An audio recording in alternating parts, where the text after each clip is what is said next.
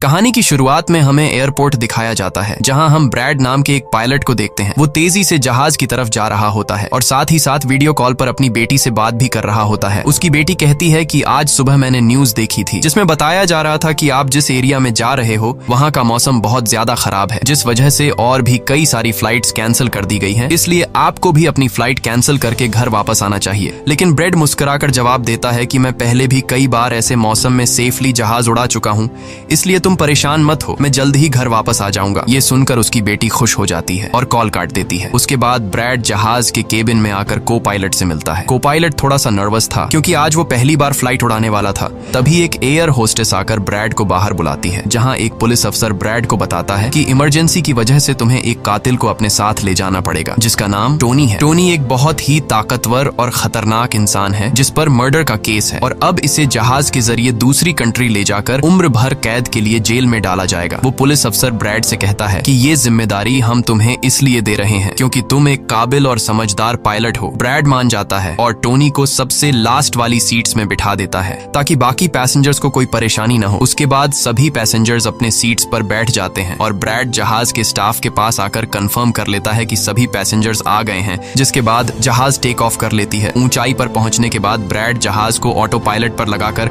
को पायलट के साथ अपनी फैमिली के बारे में बातें करने लगता है। ब्रैड को पायलट को मोबाइल में अपनी बेटी की फोटो दिखाता है और कहता है कि मैं अपनी बेटी से बहुत प्यार करता हूं और हमारा इस दुनिया में एक दूसरे के अलावा और कोई भी नहीं है। दूसरी तरफ जहाज में बैठे पैसेंजर्स सफर को एंजॉय कर रहे होते हैं, लेकिन उन्हें पता नहीं था कि कुछ देर बाद उनके साथ बहुत ही बुरा होने वाला है। केबिन में बैठे दोनों पायलट्स भी खुश थे और जहाज भी नॉर्मल तरीके से फ्लाई कर रहा था, लेकिन तभी अचानक मौसम खराब हो गया और जहाज हल्के से झटके लेने लगा, जिस वजह से ब्रैड परेशान हो जाता है क्योंकि उसे कुछ ठीक नहीं लग रहा था। वो सभी मुसाफिरों को सीट बेल्ट बांधने के लिए अनाउंस करता है और रेडियो के जरिए वो कंट्रोल टावर से बात करने की कोशिश करता है, पर उसकी बात नहीं हो पाती क्योंकि मौसम खराब होने की वजह से यहाँ के सारे रेडियोज काम करना बंद कर देते हैं। तभी अचानक बिजली का तेज झटका प्लेन से आकर लगता है, जिस वजह से प्लेन जोर जोर से झटके लेने लगता है। ब्रैड पैसेंजर्स का हाल देखने के लिए केबिन से बाहर जाता है। पैसेंजर्स को देखकर ब्रैड को थोड़ा बहुत सुकून मिल जाता है क्योंकि सभी पैसेंजर्स सेफ थे, पर यहाँ अब धीरे धीरे लाइट बंद होती जा रही थी और तभी प्लेन को कई और झटके लगते हैं, जिससे ब्रैड का सिर सामने छत से टकराकर नीचे गिर जाता है और उसके माथे पर चोट लग जाती है। इस सूरत हाल को देखते हुए सभी पैसेंजर्स की हालत खराब होने लगी थी। ब्रैड जल्दी से वापस केबिन में आकर अपने साथी के साथ मिलकर प्लेन को संभालने में लग जाता है। ये उनके लिए काफी मुश्किल टाइम था। मौसम खराब होने की वजह से उन्हें आगे कुछ भी नहीं दिखाई दे रहा था। ब्रैड कहता है कि हमें प्लेन को नीचे लाना होगा क्योंकि अगर प्लेन को एक और झटका लगा तो प्लेन तबाह हो सकता है। ये लोग फौरन जहाज का अल्टीट्यूड कम करने लगते हैं और जहाज तेजी से नीचे की तरफ जाने लगता है। जहाज के अंदर मौजूद पैसेंजर्स काफी ज्यादा डरे हुए थे। तभी क्रिमिनल टोनी के साथ जो पुलिस अफसर आया होता है, उसके हाथ से मोबाइल छूट जाता है। वो अपने मोबाइल फोन को उठाने के लिए अपना सीट बेल्ट खोल लेता है, जिसकी मदद करने के लिए एक एयर होस्टेस भी अपना सीट बेल्ट खोलकर आगे आती है। अब क्योंकि प्लेन तेजी से नीचे की तरफ जा रहा था, जिस वजह से उनका सीट बेल्ट खुलते ही ये दोनों तेजी से ऊपर छत से टकरा जाते हैं। ये दोनों इतनी तेजी से छत से टकराते हैं कि उनकी तुरंत मौत हो जाती है। इतने में जहाज काफी कम अल्टीट्यूड पर आ जाता है और किसी तरह करके ये दोनों पायलट जहाज को कंट्रोल कर लेते हैं। लेकिन अब जहाज में ज्यादा पावर नहीं बची होती, इसलिए ब्रैड जहाज को एयरपोर्ट तक नहीं पहुंचा सकता था, जिस वजह से ब्रैड जहाज को नीचे लाकर समंदर में क्रैश लैंड करने का सोचता है। लेकिन तभी ये दोनों कुछ दूर एक आइलैंड देख लेते हैं, जिसके बाद ब्रैड जहाज की डायरेक्शन आइलैंड की तरफ कर लेता है और आइलैंड पर लैंड करने का फैसला करता है। कई मुश्किलों के बाद ब्रैड इस आइलैंड पर मौजूद एक रोड पर फाइनली इमरजेंसी लैंड कर लेता है। लकीली इस इमरजेंसी लैंडिंग में सभी पैसेंजर्स सही सलामत होते हैं और किसी को भी चोट नहीं आती। तभी जहाज में पीछे शॉर्ट सर्किट होता है, जिससे देखकर ब्रैड खुश हो जाता है क्योंकि जहाज में अभी भी थोड़ी बहुत बिजली बची हुई थी। सभी पैसेंजर्स के जहाज से उतरने के बाद एक एयर होस्टेस कैप्टन ब्रैड को बताती है कि क्रिमिनल टोनी को ले जाने वाला पुलिस अफसर मारा गया है और एक एयर होस्टेस भी मारी गई है। ये सुनकर ब्रैड बहुत ज्यादा मायूस हो जाता है। दूसरी तरफ एयरलाइन कंपनी का मालिक देखता है कि उसका एक जहाज अचानक गायब हो गया है क्योंकि उसने प्लेन को लैंड होते हुए नहीं देखा था और काफी देर से रेडियो खराब होने की वजह से उसका पायलट से कांटेक्ट भी नहीं हो पा रहा था। इसीलिए वो एयरलाइन कंपनी का मालिक स्कार्सडेल नाम के एक रेस्क्यू एक्सपर्ट को बुलाता है, जो ऐसे लोगों को ढूंढने का काम करता है जो मुश्किल में कहीं फंसे हुए होते हैं। एयरलाइन कंपनी का मालिक उसे कहता है कि मुझे मेरे प्लेन्स की सारी डिटेल्स चाहिए, जैसे वो कहाँ गया, उसके वर्कर्स और सभी पैसेंजर्स कहाँ हैं। जिसके बाद रेस्क्यू एक्सपर्ट अपने काम पर लग जाता है। दूसरी तरफ सारे पैसेंजर्स इस सोच में थे कि हम यहाँ क्यों उतरे हैं। ब्रैड सभी पैसेंजर्स को इकट्ठा करके समझाता है कि इमरजेंसी की वजह से हमें यहाँ उतरना पड़ा। प्लेन में अभी भी थोड़ी बहुत बिजली मौजूद है जिसे हम बाकी चीजों को ठीक कर लेंगे। तब तक आप लोग यहाँ आराम से रहें और आप लोग घबराइएगा नहीं, बहुत जल्द हम यहाँ से निकल जाएंगे। जिसके बाद ब्रैड प्लेन के पास आकर उसे ठीक करने में लग जाता है, पर वो देखता है कि जहाज में पावर काफी कम है, इसलिए उन्हें मदद का इंतजार करना होगा। ये लोग मैप निकालकर खुद ही अपनी लोकेशन देखने लगते हैं ताकि उन्हें पता चल सके कि आखिर ये लोग किस जगह पर हैं। ब्रैड का साथी को पायलट नक्शा देखकर बताता है कि हम एक प्राइवेट आइलैंड पर फंसे हुए हैं। ये जगह बहुत ही खतरनाक है। यहाँ पर ऐसे लोग हैं जो किसी सरकार या गवर्नमेंट की बात नहीं मानते। अगर इन लोगों ने हमें पकड़ लिया तो हमारी जान खतरे में पड़ सकती है और हमारी गवर्नमेंट भी हमें नहीं बचा पाएगी। ये सुनकर ब्रैड कहता है कि अब कहीं से भी करके हमें अपनी रेस्क्यू टीम को यहाँ पर बुलाना ही होगा ताकि वो आकर हम सबको बचा ले, क्योंकि यही एक रास्ता है यहाँ से निकलने का। जिसके बाद ये दोनों मदद बुलाने के लिए रेडियो ठीक करने लगते हैं, लेकिन आसमानी बिजली के टकराने से रेडियो बिल्कुल खराब हो चुका था। अब ब्रैड सभी पैसेंजर्स के पास आकर उन्हें बताता है कि किसी खराबी की वजह से रेडियो काम नहीं कर रहा, लेकिन आप सब परेशान मत हो। ब्रैड उन्हें तसल्ली देता है कि हम आइलैंड के दूसरी साइड पर जाकर रेडियो को ढूंढेंगे और कंट्रोल टावर को अपनी लोकेशन बताकर रेस्क्यू टीम को यहाँ पर भेजने के लिए कहेंगे, जो आकर आप सब लोगों को बचा लेंगे। और यहाँ ब्रैड एक बहुत बड़ा कदम उठाता है। वो कहता है कि मेरे साथ टोनी जाएगा। ये कहकर वो टोनी की हथकड़ी खोल देता है। यहाँ ब्रैड जहाज के कोपायलट से कहता है कि तुम जहाज की पावर को रिपेयर करने के काम पर लग जाओ। मैं जल्द ही किसी भी कॉन्टैक्ट के जरिए रेस्क्यू टीम को यहाँ तक लाने की कोशिश करूंगा। जिसके बाद टोनी और ब्रैड रेडियो ढूंढने के लिए जंगल की तरफ निकल पड़ते हैं। रास्ते में टोनी ब्रैड को उस पर भरोसा करने के लिए थैंक्स कहता है। अब हम इस आइलैंड पर रहने वाले आतंकवादी ग्रुप को देखते हैं, जिनके पास एक आदमी दौड़ कर आता है और वो आदमी उस ग्रुप के लीडर को बताता है कि यहाँ आइलैंड पर एक प्लेन आकर रुका है इमरजेंसी की वजह से और उसके अंदर बहुत सारे लोग हैं जो अलग अलग कंट्रीज से हैं। ये सुनकर ग्रुप का लीडर उस आदमी को कुछ पैसे देता है और ग्रुप का लीडर अपनी टीम से तैयार होने को कहता है। आइलैंड के जंगल में ब्रैड और टोनी आगे बढ़ रहे होते हैं। टोनी ब्रैड से पूछता है कि तुमने मुझे आजाद क्यों किया और अब मुझे कहाँ लेकर जा रहे हो। तब ब्रैड उसे कहता है क्योंकि मैं तुम्हारी वजह से सबको खतरे में नहीं डाल सकता और यहाँ एक खतरनाक आतंकवादी ग्रुप है जिसका मेरे साथ मिलकर तुम्हें सामना करना है। तब टोनी ब्रैड से कहता है कि मैं एक मिलिट्री बैकग्राउंड से हूँ और मैं यूएस मिलिट्री में कई साल ड्यूटी कर चुका हूँ। कुछ ही देर में पीछे से टोनी की आवाज आनी बंद हो जाती है। जब ब्रैड पीछे मुड़कर देखता है तो टोनी वहाँ नहीं था। वो ब्रैड से अपनी जान छुड़ाकर भाग चुका था और अब ब्रैड अकेले ही जंगल में आगे निकल पड़ता है। जंगल में आगे बढ़ते हुए ब्रैड एक खाली पड़ी फैक्ट्री में जाता है जहाँ वो एक टेलीफोन को ढूंढ लेता है, लेकिन वो पुराने जमाने का टेलीफोन खराब पड़ा हुआ था। जिसके बाद ब्रैड साइड पर लगे उस टेलीफोन के तार जोड़ने लगता है और टेलीफोन काम करने लग जाता है। ब्रैड जल्दी से कंपनी के हेल्पलाइन पर कॉल करता है। ब्रैड हेल्पलाइन को अपनी लोकेशन और सब कुछ बता देता है, लेकिन लाइन में कोई गड़बड़ी होने की वजह से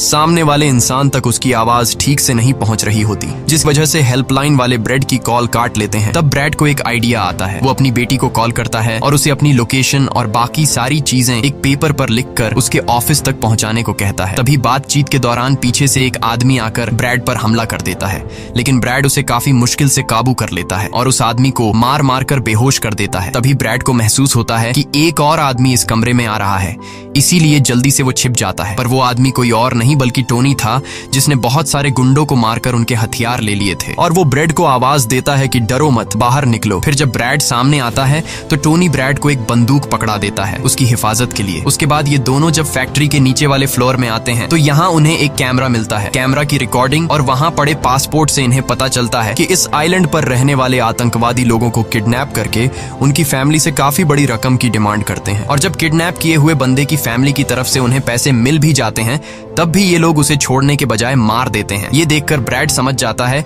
कि हमारे पैसेंजर्स भी खतरे में हैं। जिसके बाद ये दोनों बाहर निकलते हैं और सामने उन्हें एक गाड़ी दिखाई देती है। ये गाड़ी उस आतंकवादी की थी जो कुछ देर पहले ब्रैड के हाथों मारा गया। अब ये दोनों बाहर खड़ी गाड़ी में बैठ जाते हैं और अपने पैसेंजर्स की तरफ जाने लगते हैं। उधर सभी पैसेंजर्स ब्रैड के इंतजार में बैठे हुए होते हैं कि ब्रैड जल्द ही उनके लिए मदद लेकर आ जाएगा। तभी उन्हें किसी गाड़ी की आवाज आती है। गाड़ी की आवाज सुनकर ये लोग खुश हो जाते हैं और ये लोग समझते हैं कि ब्रैड उनके लिए रेस्क्यू टीम बुला लिया है। लेकिन ये रेस्क्यू टीम नहीं बल्कि इस आइलैंड पर रहने वाले आतंकवादी थे। वो लोग गोलियां चलाकर सभी पैसेंजर्स पैसेंजर्स को डराने लगते हैं। उन गोलियों की आवाज ब्रैड और टोनी ने भी सुन ली थी, जिसके बाद ये लोग कार की स्पीड बढ़ाकर जल्दी से प्लेन तक पहुंचने की कोशिश करते हैं। आतंकवादी ग्रुप का लीडर एयर होस्टेस से सभी यात्रियों की लिस्ट मांगता है। डर के मारे जल्दी से एयर होस्टेस उसे लिस्ट ला कर दे देती है। फिर गैंग का एक आदमी को पायलट से पूछता है कि तुम्हारा सीनियर पायलट कहाँ पर है, जिस पर को पायलट बताता है कि किसी काम से वो जंगल में गया था पर अभी तक वापस नहीं आया। तभी वहां पर ब्रैड और टोनी भी पहुंच जाते हैं, लेकिन ये दोनों चुपके से दूर से इन लोगों को देख रहे होते हैं। इसी दौरान एक औरत वहां से भागने की कोशिश करती है, पर वो लोग गोली चलाकर उसे मार देते हैं। ये देखकर ब्रैड उनकी मदद करने के लिए जाता है, पर टोनी उसे रोक लेता है और टोनी कहता है कि तुम शांत रहो, अभी जाना ठीक नहीं। गैंग का लीडर सभी पैसेंजर्स को एक बस में बैठा लेता है और गैंग का लीडर अपने 2 साथियों को वहीं छोड़कर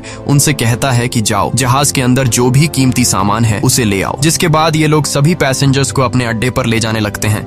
गैंग के जाने के बाद ब्रेड टोनी पर गुस्सा करने लगता है कि वो लोग हमारे पैसेंजर्स को ले गए और तुमने मुझे जाने ही नहीं दिया। जिस पर टोनी उसे समझाता है कि वो लोग काफी ज्यादा थे, अगर तुम चले भी जाते तो इतनी बड़ी आर्मी से अकेले नहीं लड़ पाते। अब ये दोनों प्लेन की तरफ बढ़ने लगते हैं और उन दोनों गुंडों को पकड़ लेते हैं जो प्लेन से कीमती सामान चुरा रहे थे। ब्रेड गन पॉइंट पर उनसे पूछता है कि तुम्हारा लीडर पैसेंजर्स को कहां पर लेकर गया होगा, जिस पर वो बताता है कि यहाँ से कुछ दूर हमारा एक अड्डा है और वो सब वहीं गए होंगे। दूसरी तरफ ब्रेड की बेटी रेस्क्यू एक्सपर्ट के पास ब्रेड का लिखवाया हुआ पेपर दे देती है, जिस पर प्लेन का लोकेशन और सारी जानकारी लिखी गई होती है। रेस्क्यू एक्सपर्ट सैटेलाइट की मदद से प्लेन की लोकेशन का पता लगा लेता है। उन्हें पता चल जाता है कि प्लेन एक आइलैंड पर फंसा हुआ है और उन्हें ये भी पता चल जाता है कि इस आइलैंड पर एक खतरनाक आतंकवादी ग्रुप है। इसके बाद वो रेस्क्यू ऑफिसर अपनी एक प्राइवेट आर्मी के कैप्टन को कॉल करता है और उसे ये सारी सिचुएशन समझाकर उस आइलैंड पर जाने को कहता है। प्राइवेट आर्मी का कैप्टन मान जाता है और अपने साथियों के साथ एक पैसों का भरा हुआ बैग और कई सारे वेपन्स के बैग गाड़ी में लोड करके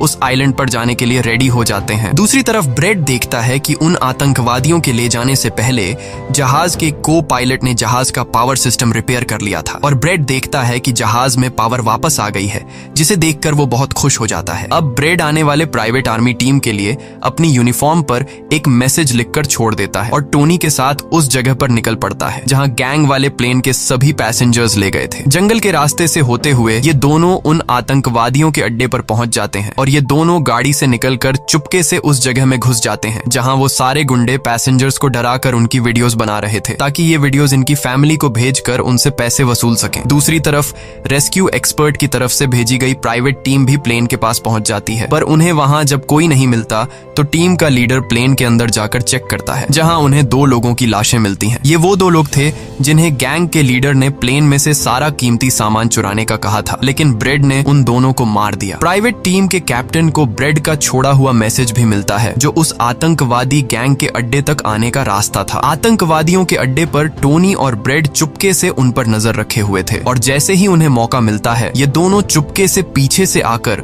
2 आतंकवादियों को मार देते हैं। फिर ये दोनों चुपके से आगे बढ़ते हैं और एक कमरे के बाहर जा पहुंचते हैं। इस कमरे के अंदर सभी पैसेंजर्स को कैद करके रखा गया था। अब ब्रेड इन लोगों को छुड़ाना तो चाहता था, पर वहां बहुत सारे गार्ड्स पहरा दे रहे थे और ब्रेड के पास दरवाजे का ताला खोलने की चाबी भी नहीं थी। इसके बाद ये दोनों एक एक करके उन गार्ड्स को मार गिराते हैं और टोनी तो हथौड़ा उठाकर कई सारे गार्ड्स को हथौड़े से मार देता है। यहाँ ब्रेड एक गार्ड से चाबी लेकर उन पैसेंजर्स को कमरे से आजाद कर देता है। वो उनसे कहता है कि जल्दी से उसी बस में बैठ जाओ जिसमें तुम सबको आतंकवादियों ने यहाँ लाया था, और वो सभी जल्दी से उस बस में जाकर बैठ जाते हैं। तभी टोनी ब्रेड के पास आकर बताता है कि यहाँ से गाड़ी के जरिए बाहर निकलने का सिर्फ एक ही रास्ता है, मगर वहाँ कई सारे गुंडे बंदूक लिए खड़े हैं जो हमें देखते ही हम पर गोलियां बरसाना शुरू कर देंगे। जब ब्रेड पैसेंजर्स की तरफ देखता है तो वो सभी बहुत ज्यादा डरे हुए होते हैं। अब यहाँ ब्रेड अपनी जान को खतरे में डालते हुए एक फैसला करता है और टोनी से कहता है कि मैं वहां पर मौजूद सभी आतंकवादियों का ध्यान भटकाऊंगा और तुम मौके का फायदा उठाते हुए सभी पैसेंजर्स को यहाँ से ले जाना। अब पहले तो टोनी ब्रेड को ऐसा करने से मना करता है।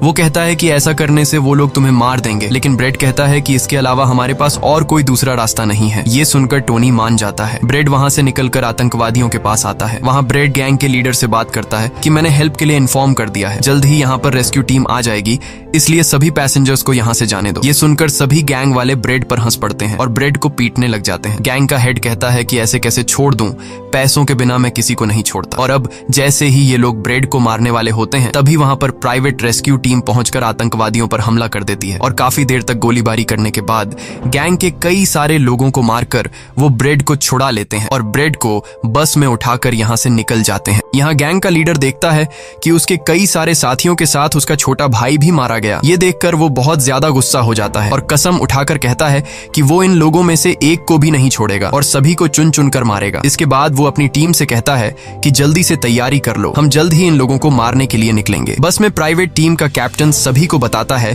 कि हम बस 5 लोगों की छोटी सी एक प्राइवेट टीम है जो बस तुम्हें यहाँ बचाने के मिशन पर आए हैं और हम कोई रेस्क्यू टीम नहीं है। रेस्क्यू टीम को यहाँ आने में कुछ टाइम और लगेगा। ये सुनकर ब्रेड घबरा जाता है और कहता है कि हमारे पास टाइम नहीं है क्योंकि गैंग वाले जल्द ही हमारे पीछे आएंगे और हमें देखते ही मार डालेंगे। पर मेरे पास एक आइडिया है। जहाज के पास पहुंचते ही ब्रेड सभी पैसेंजर्स से कहता है कि जहाज में पावर वापस आ चुकी है, यानी अब जहाज स्टार्ट हो जाएगा और हम लोग फौरन यहाँ से निकल जाएंगे। इसलिए आप सब लोग जल्दी से जहाज में बैठ जाओ क्योंकि हम रेस्क्यू टीम का इंतजार नहीं कर सकते। उन्हें यहाँ आने में वक्त लगेगा और अगर हम यहाँ रुके तो उन आतंकवादियों के हाथों मारे जाएंगे। ये सुनकर सारे लोग प्लेन में बैठ जाते हैं जबकि ब्रेड प्लेन की तमाम चेकिंग करने में लग जाता है और प्राइवेट टीम के लोग पहले से आने वाले खतरे के लिए तैयार बैठ जाते हैं। तभी अचानक वो आतंकवादी ग्रुप आकर उन पर हमला कर देता है, जिन्हें देखकर प्राइवेट टीम उन्हें रोकने में लग जाती है और यहाँ दोनों तरफ से काफी गोलीबारी होती है। पर इस प्राइवेट टीम के पास काफी अच्छी गन्स थी, जिस वजह से वो बहुत सारे गुंडों को मार देते हैं। ब्रेड जल्दी से प्राइवेट टीम के लीडर को बताता है कि मैं अगले 5 मिनट बाद जहाज को स्टार्ट करने वाला हूँ और तुम सब भी जल्दी से जहाज में चढ़ जाना। इसके बाद ब्रेड टोनी के पास जाता है और उसका शुक्रिया अदा करता है कि तुमने मेरे इतने मुश्किल वक्त में साथ दिया। ब्रेड खुद को गोलियों से बचाते हुए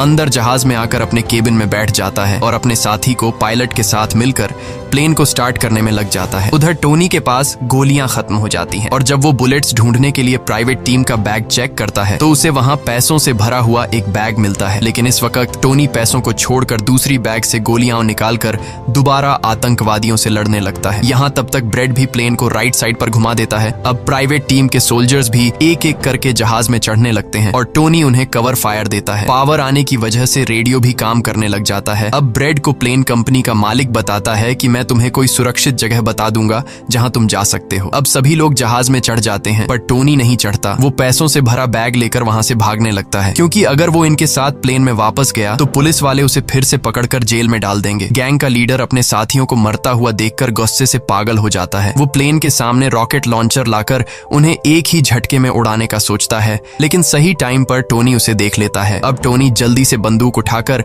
उसे शूट करके मार देता है और सभी लोगों की जान बचा लेता है। ये देखकर ब्रेड टोनी के इस काम से बहुत खुश हो जाता है और ब्रेड अपनी पूरी ताकत लगाकर प्लेन उड़ाने में कामयाब हो ही जाता है। ये देखकर टोनी सभी पैसेंजर्स और ब्रेड के लिए खुश होता है और पैसों का भरा हुआ बैग लेकर जंगल की तरफ भाग जाता है। ब्रेड जहाज को इस आइलैंड से दूर ले जाता है और जहाज का मालिक उसे एक एयरपोर्ट के बारे में बताता है जहां ये लोग जा सकते थे, जो अब इनके काफी करीब था। ब्रेड एयरलाइन कंपनी के मालिक की बताई हुई जगह की तरफ जहाज को ले जाता है, लेकिन तभी एक बार फिर जहाज के इंजन में आग लग जाती है और जहाज तबाह होने लगता है। इसलिए ब्रेड दोबारा से इमरजेंसी वार्निंग ऑन करता है और धीरे धीरे जहाज को नीचे रनवे पर लाने की कोशिश करता है। फाइनली बड़ी मुश्किल के बाद ब्रेड जहाज को रनवे पर उतार देता है और सब लोगों की जान बच जाती है। ब्रेड और उसका साथी को पायलट काफी खुश हो जाते हैं। उधर प्लेन कंपनी का मालिक और उसकी टीम भी बेहद खुश थी। अब ब्रेड पैसेंजर्स का हाल देखने के लिए पीछे जाता है तो वो देखता है कि सभी पैसेंजर्स सेफ हैं और ये देखकर उसके दिल को सुकून मिल जाता है। वहाँ खड़े सभी पैसेंजर्स ब्रेड के लिए तालियां बजाने लगते हैं और ब्रेड का शुक्रिया अदा करते हैं। कुछ ही देर में वहाँ उनके लिए रेस्क्यू टीम भी आ जाती है, जिसे देखकर सभी पैसेंजर्स खुश हो जाते हैं। यहाँ ब्रेड सभी पैसेंजर्स को रेस्क्यू टीम के साथ भेज देता है और कैप्टन फाइनली सुकून की सांस लेते हुए